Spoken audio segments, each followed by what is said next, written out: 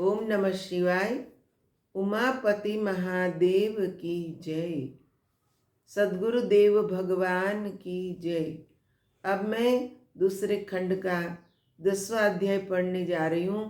आपको शिव महापुराण अच्छा लगता है तो आप लाइक का बटन दबाएं और चैनल को सब्सक्राइब करें।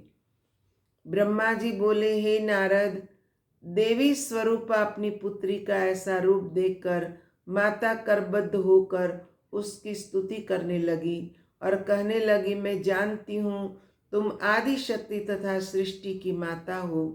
तुमने हमारे ऊपर कृपा करके हमारे घर में अवतार लिया है। अस्तु, तुम हम पर अनुग्रह करो और मेरे मन में अपने स्वरूप को स्थिर करो। इस समय तुम मुझे अपना स्वरूप बाल रूप में ही दिखाओ। मैंने तुम्हें पहचान लिया है। मैं जानती हूँ कि तुमने अपनी प्रतिज्ञा का पालन किया है। वैसे मैं तुमको क्या पहचान सकती हूँ, क्योंकि अंत में वेद भी तुम्हारी स्तुति करके हार मानकर चुप हो जाते हैं। उसी समय दक्ष प्रजापति ने आकर बड़े प्रेम से स्तुति की और कहा, तुमने अपने वचन का पालन कर मेरे घर में अवतार लिया है। मैं तथा मेरे भाई वेद सब जीवन मुक्त हो गए। तुम्हारी महिमा अपरंपार है।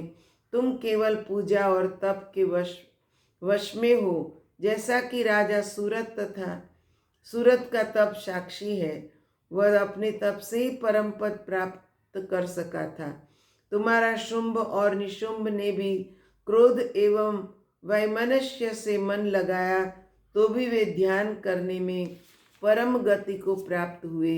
इसी प्रकार दक्ष ने महामाया की अत्यंत स्तुति करके अंत में यह प्रार्थना की कि अपना यह मनमोहक स्वरूप हमारे हृदय में बसाकर अब जो रूप समय के योग्य हो उसे आप धारण कीजिए, जिससे प्रसन्नता प्रकट हो।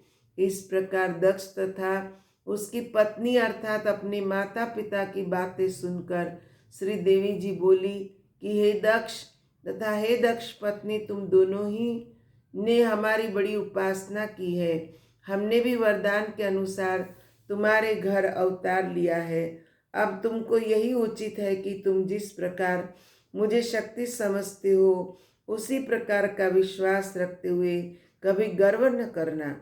देवी जो इतना कहकर कन्या का रूप धारण कर संसार की रीति के अनुसार रोने लगी, तब वह रोदन सुनकर कुल की असंख्य नारियां समस्त बांदियां एकत्र हो गई। उन सब ने पुत्री को देखकर प्रसन्नता प्रकट की। उस दिन नगर में सर्वत्र प्रसन्नता छाई हुई थी।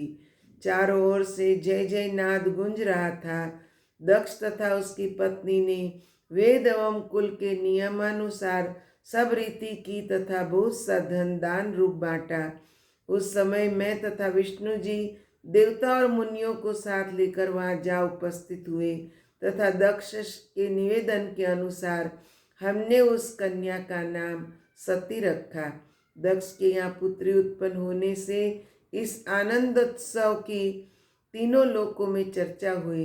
दक्ष प्रजापति तथा दक्ष पत्नी ने पुरुषों एवं स्त्रियों को समुचित आदर सत्कार किया।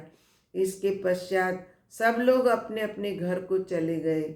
दक्ष अपनी पत्नी सहित सती के प्रेम में निमग्न होकर सब कुछ भूल गए। सती चंद्रकला की भांति दिन दिन बढ़ने लगी। वे प्रतिदिन शिव पत्नी का पाठ करती तथा सदा शिव का ध्यान करती। वह पार्थिव पूजन करती तथा माता पिता की प्रसन्नता की ओर से अधिक ध्यान देती। यद्यपि उनका शिव में अधिक ध्यान रहता, परंतु इस बात को वे किसी पर प्रकट न होने देती। सती इस प्रकार के विचित्र खेलों में मगन रहती। जब कुछ बड़ी हुई तो उनके मुख की कांति दुनी हो गई। उनकी सुंदरता की समानता तीनों लोकों में कोई भी नहीं कर सकता था। लक्ष्मी मोहिनी भी उनकी सुंदरता की समानता न करके अंत में पराजय माना गई। हे नारद, इस प्रकार मैंने दक्ष की कन्या का यह संक्षेप में वर्णन किया है। यहाँ पर 10वां अध्याय पूर्ण होता है। ओम नमः शिवाय।